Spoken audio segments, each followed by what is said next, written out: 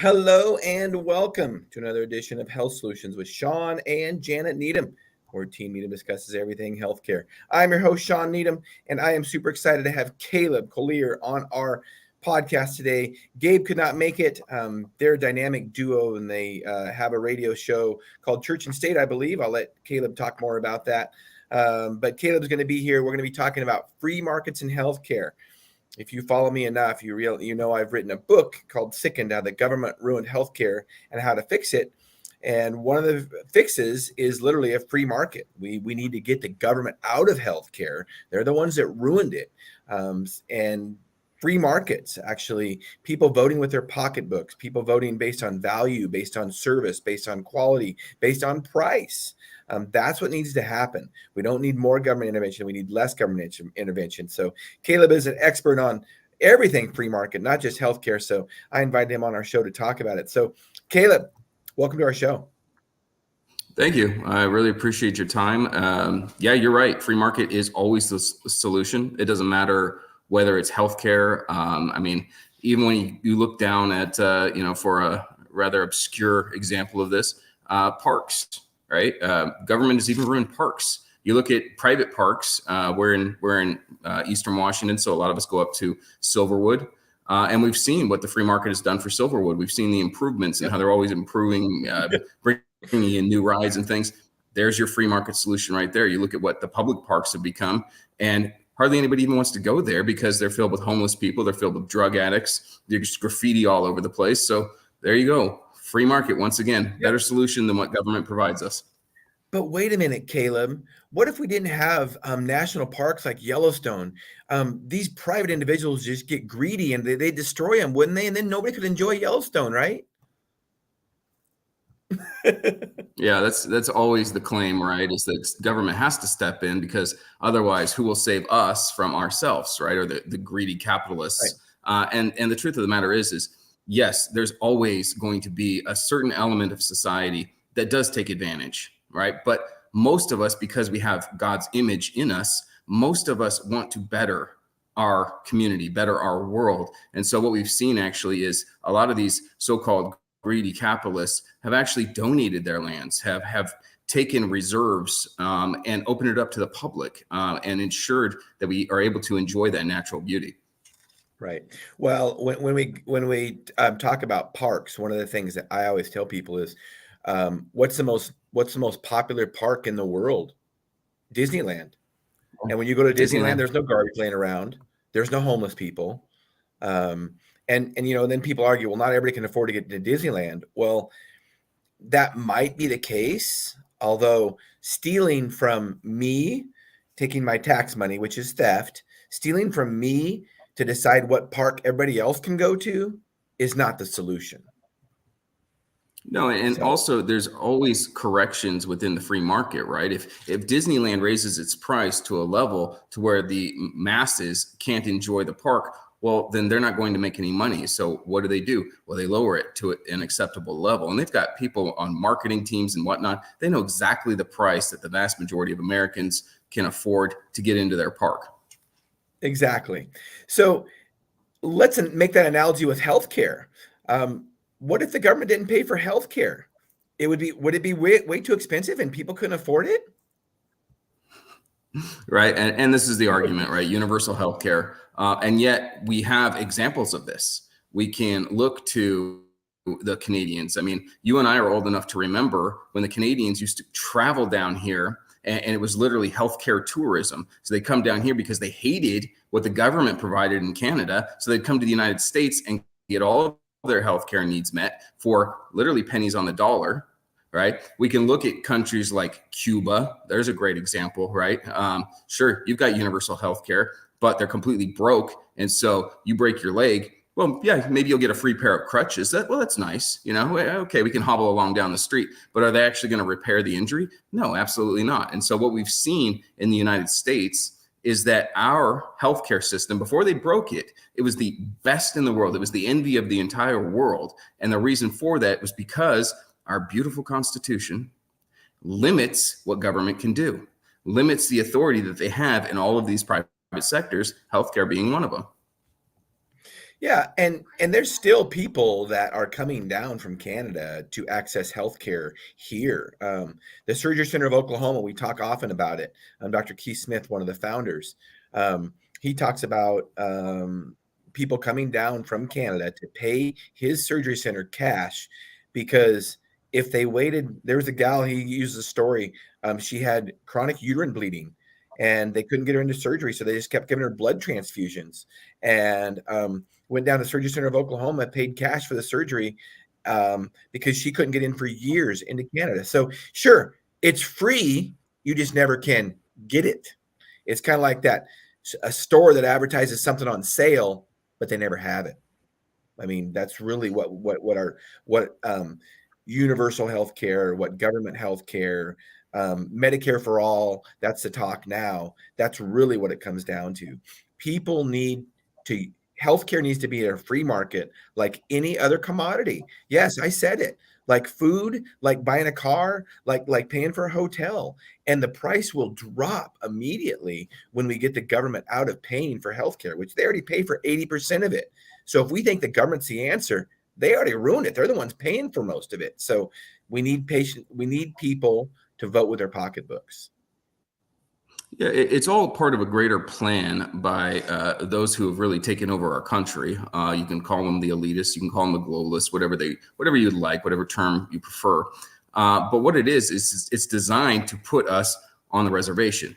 And you can look back at American history and see how many times they've actually implemented this. You can see what they did to the Native Americans in the United States by putting them on reservations, by making sure that they relied on literally everything for the government and go to any reservation throughout the entire United States. And what do they look like? They look like third world countries. Well, that's because of what the government did to them. You can look at what they've done to the Black community in the United States and this idea that the government is going to take care of them from cradle to grave. And you can see what that's done. You can see how they've destroyed the nuclear family by removing fathers from the Black community. And now mothers just look at government as the father figure.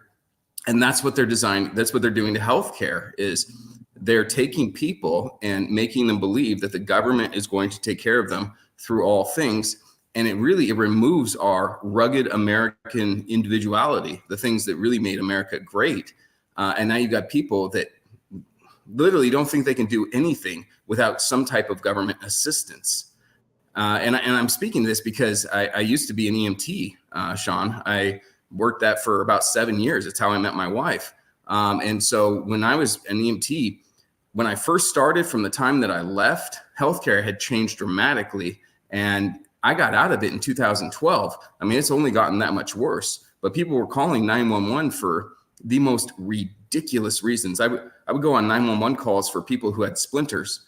I would go on 911 calls for people who woke up from a bad dream. And they thought that this was appropriate to call 911. And every single person, when I would explain to them, this is not a reason to go to the hospital, they'd say, well, I don't care. I don't pay for it anyway. Right. Well, that really made me angry because I'm the one paying for it as a taxpayer. I'm the one that's paying for you to take a ludicrous ambulance ride to the hospital where they work you up. It costs thousands of dollars, but they don't care because they're on the government dole. Yeah. I mean, I even got a worse example when I worked at the hospital 25 years ago. And it's gotten worse since. There was a guy that lived, about 10 miles out in the country on the edges of the town and of Moses Lake. And he would say he had chest pain, and then he'd get a ride to the hospital, and then he'd walk a block down the street to the bar. It was literally a free ride to the bar for him. And I mean, it was unbelievable. And I can't imagine how many billions of dollars we spend a year on things like that. And of course, as an EMT or the ambulance can't refuse them treatment. So that's 100% illegal. Right. And that's part of the problem is that we can't, as healthcare professionals, our hands have been tied to make decisions like that. Just like the ER can't refuse them treatment. They've got to treat them even though they know that it's ridiculous. And part of that problem is that most of the funds from healthcare come from government dollars now, Medicare and Medicaid. And so with any kind of government money, just like you're talking about the reservation analogy. With any kind of government money, what the government can give you, they can take away. And it's called slavery, is what it really is. And that's what the government has created in healthcare, is slavery. So doctors, pharmacists, hospitals, those that accept government dollars, they are slaves. They are slaves to the government. And they've got all these strings attached where the government makes their rules. They can't use their brains anymore, and rational and logical thinking, or their government money would be taken away, and that's got to stop.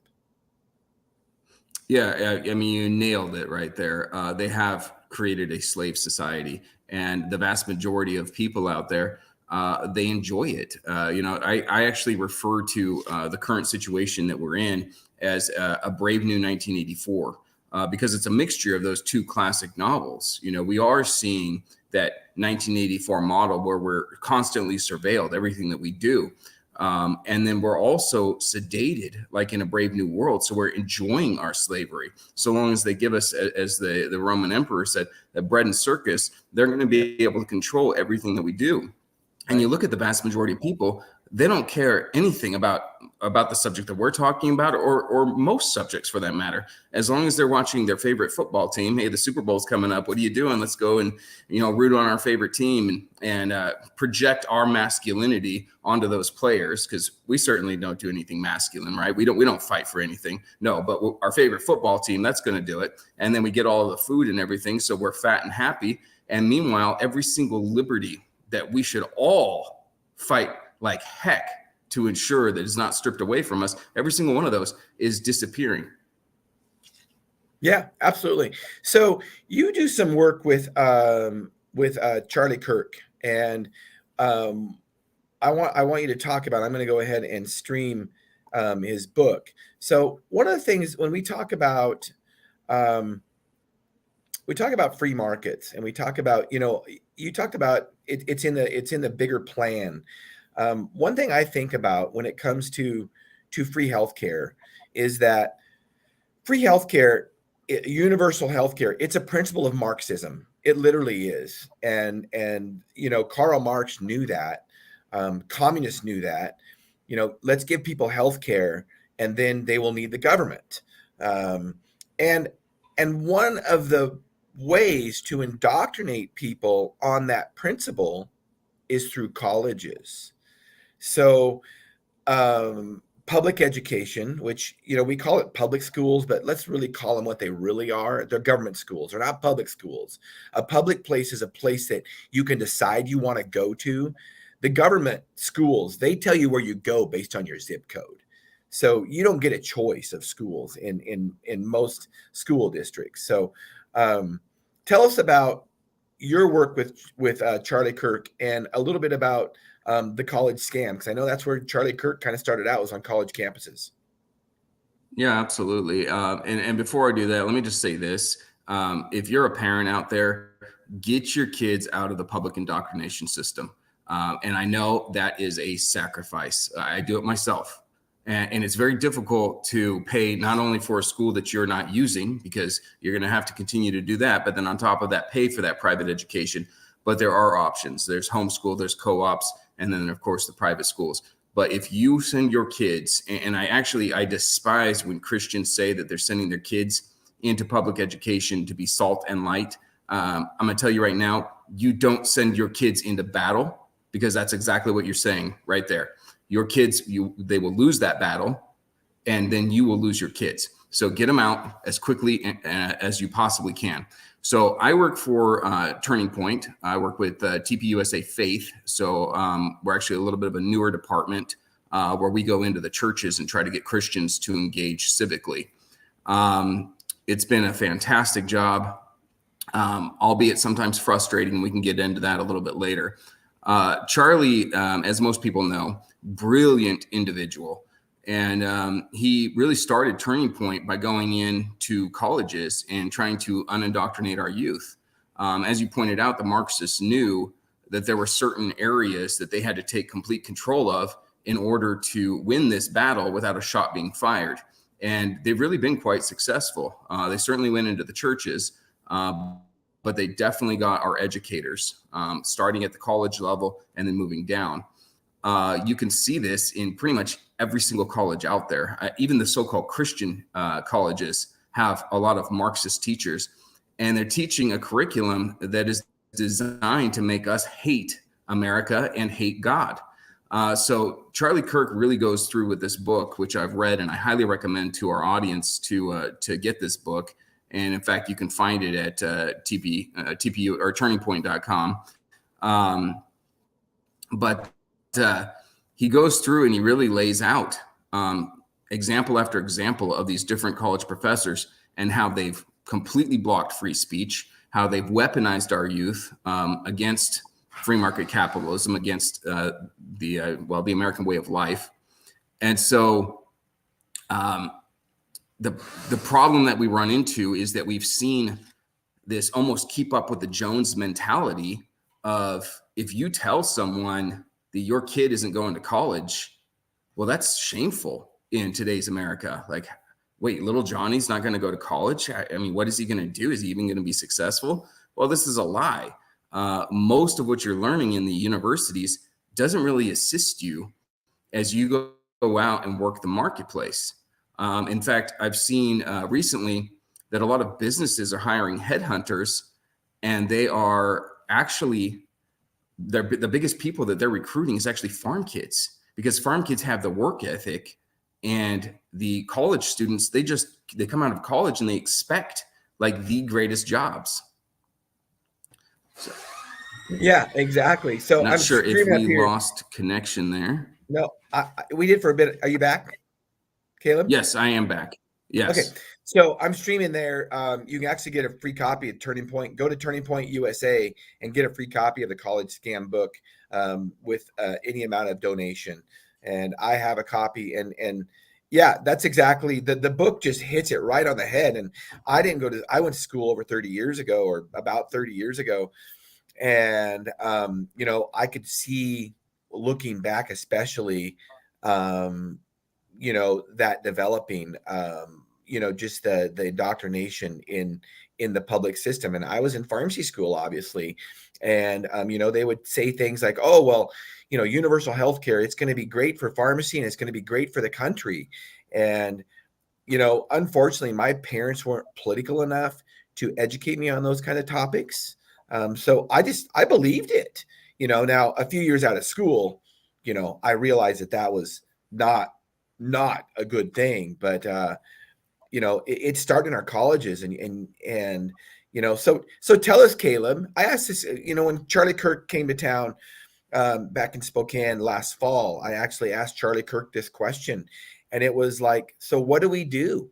What do we do as healthcare professionals? Because we need a college degree. So what do we do? Yeah, and that's the great question. There are certain jobs that, yes, you have to go through the education system in order to achieve those jobs. If your kid is unsure about that, there are a lot of other options. Definitely some trade schools that haven't been influenced as much by the Marxists. But, certain jobs, definitely in the medical area, you're going to have to go.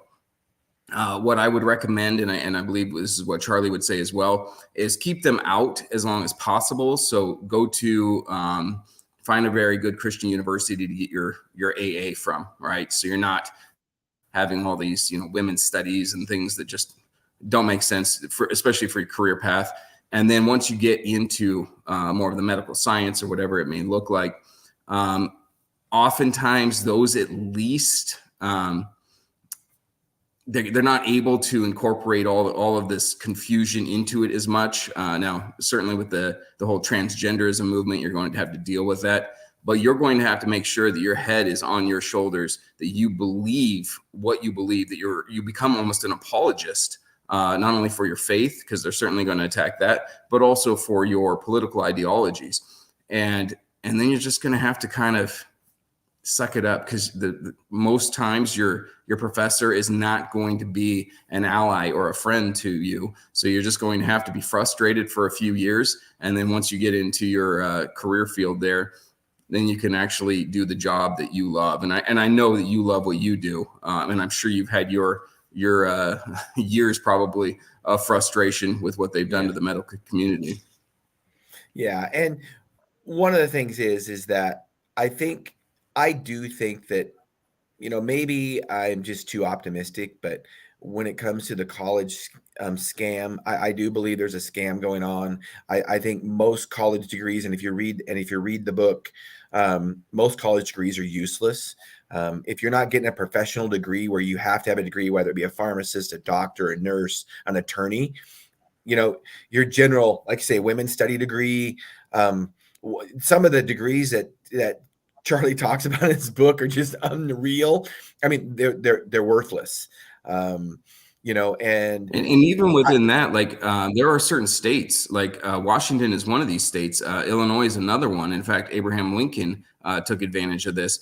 But within law, you can actually bypass the education system and you can go and work under a lawyer and get your degree through that. So there are other options. You just have to use your imagination, kind of look and study into things, right, so that you don't become indoctrinated.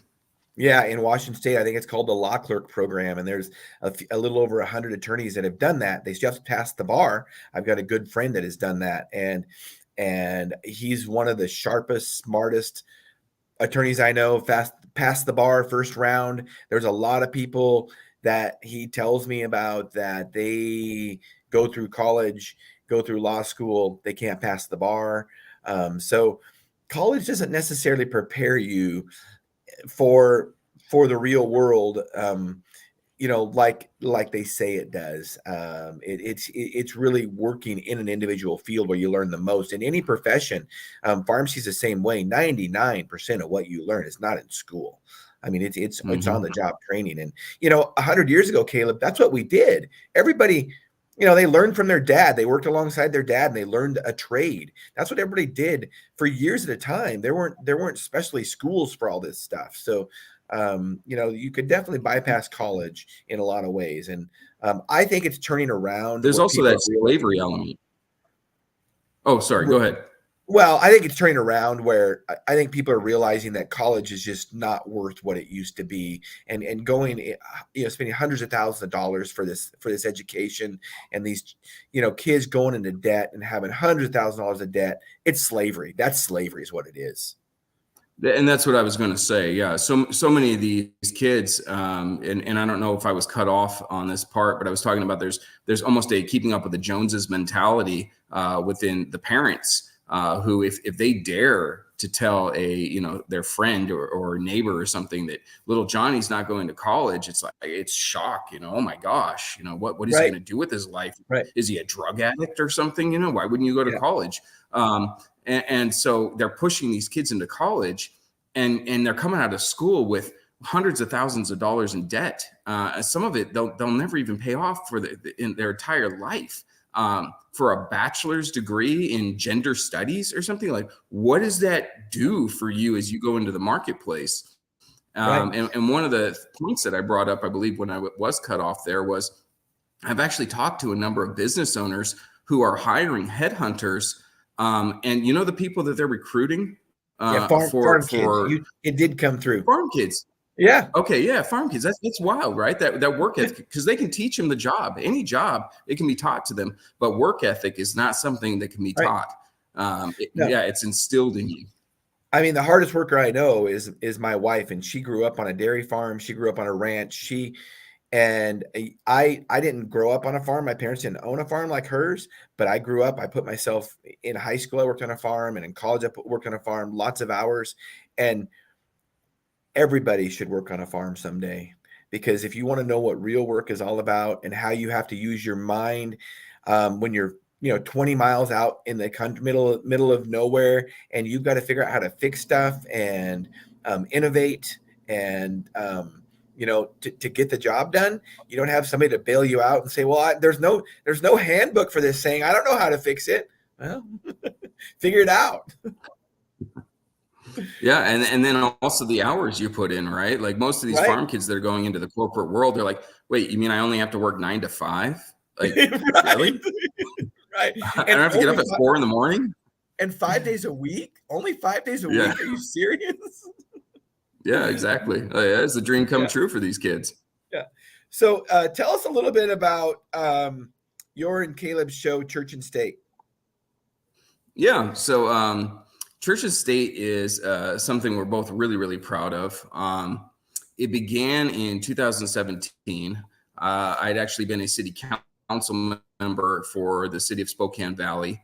And I did two things that really angered, even the Republican Party, to be quite honest. I tried to make our city a Second Amendment sanctuary city. And that was because the Attorney General, Bob Ferguson, who, by the way, is an extremely dangerous man and is probably going to be our next governor after Jay Inslee decides not to run. Yeah. He said he was saying that he was going to ban assault weapons, whatever those are, and high capacity magazines. So it's a continued attack. You see this; it's nothing new. So I tried to declare Spokane Valley a Second Amendment sanctuary city. So it was kind of tongue in cheek. This is when all these cities, San Francisco and whatnot, were making sanctuary cities for undocumented immigrants. And so I did this, and it made national news and really made a lot of people angry.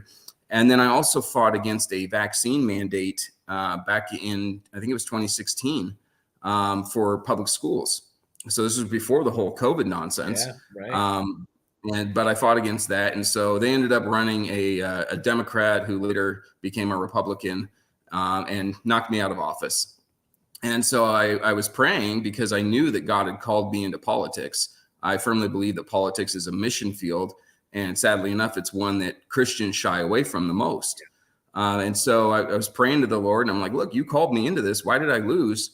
And literally a week later, I got offered a radio slot. And so I spoke with my best friend who's a pastor, and I said, hey, I've been offered this. I'd like to do it together. We came up with Church and State. So him being the pastor, he's the church side, me being a politician or former politician who still works in politics, me being the state side of things. And so we really began an incredible journey for us. And we've taken this thing from one day a week with, holding up our phones, a little, camera action there, to now we have a full studio. We've got fairly nice equipment. We've been traveling all over the United States. We actually just came back from Nashville, Tennessee, where we were speakers at the Reawaken America tour with Clay Clark and Eric Trump and General Flynn.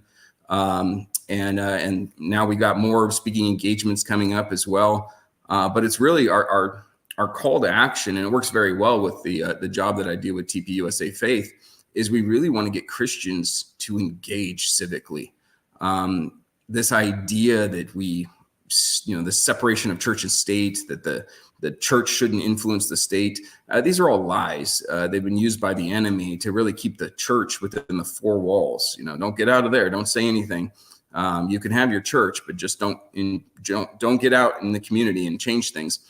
And we've seen our morality as a nation just continue to slide down. And that's because we're not engaging. I encourage pastors all the time, in particular, like, okay, if you don't want to engage in politics because it's a dirty word, at least address the moral issues in society. And very quickly from there, they understand that, hey, those so-called political issues, yeah, they're moral issues. Abortion, right, is a political issue. No, that's a moral issue. We have to protect that sanctity of life. I mean, our founding fathers put that in the Declaration of Independence: life, liberty, pursuit of happiness. Well, there's a hierarchy to that order, right? And life comes first. If we don't have life, then every other right that we're born with, that are God-given rights, right? They're not constitutional rights, they're God-given rights. Every single one of those matters not. And so we've had some success with that. We're definitely kind of in your face. I was in the Marine Corps, so I'm a little bit aggressive on these things. I despise bullies and tyrants. But we also bring a lot of humor. We have a lot of fun in doing Church and State. Yeah, I've watched a number of your programs, and I love it. One of the ones I think about is the one where you talk about the lack of testosterone in men, and guys driving Subarus, and it was just, I just fell out of my chair because my wife was just making fun of that like a week before. So I had to show her that. So yeah, Yeah, that's there's some a little bit of humor and a lot of truth. That's what your show is. So definitely check out Church and State with Caleb and Gabe. So as we wind this podcast up, Caleb, I appreciate your time and your wisdom. I appreciate you fighting out there for free markets of everything, and that's what that's what I'm fighting for, and I always have. I believe in liberty. I believe in individual liberty. And the last few years with our podcast, it's become more apparent that our medical liberty has been taken away from us, or they're at least trying to take it away. When we can't let that go. So I appreciate you being on. If anybody has any questions, what's the best way to get a hold of you? Yeah, thank you. I appreciate that. So please go to tpfaith.com. And then if you want to get a hold of me specifically, if you got a pastor out there that you'd like me to meet with, that's my primary job.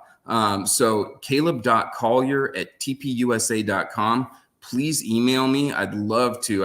I cover all of Eastern Washington and all of Idaho as well. But with that being said, I travel a lot, so I end up getting pulled in different directions too. So it doesn't matter where you're at. Please get a hold of me. I'd love to connect with your pastor and get them engaged civically. If they're interested in Church and State, we have our website, churchandstate.media. You can also find us on Facebook at Church and State 1776. In fact, we're on Twitter, Instagram, all of that. We are on Rumble as well. We got kicked off of YouTube, surprise, surprise, mostly for the vaccines, but whatever. We are trying to build that back up. We got another account. We'll see if it works. But yeah, that's how you can find me. Oh, awesome. Sorry, email for Church and State. Church and State 1776 at proton.me for our email at Church and State. Awesome. Well, thank you so much for being on today, Caleb. You've definitely helped us realize our goal of this podcast was just to educate and empower individuals to take charge of their own health. So I appreciate you being on. Let's stay in touch, Caleb. Absolutely. Thank you. All right. Listeners and viewers, thanks for tuning in to Health Solutions with Shawn and Janet Needham. Tune in Monday for our regularly scheduled podcast, 12:30 to 1:30 Pacific Standard Time. I'm not sure who our guest is Monday, but you don't want to miss out. So tune in. Thanks for listening. Thanks for watching.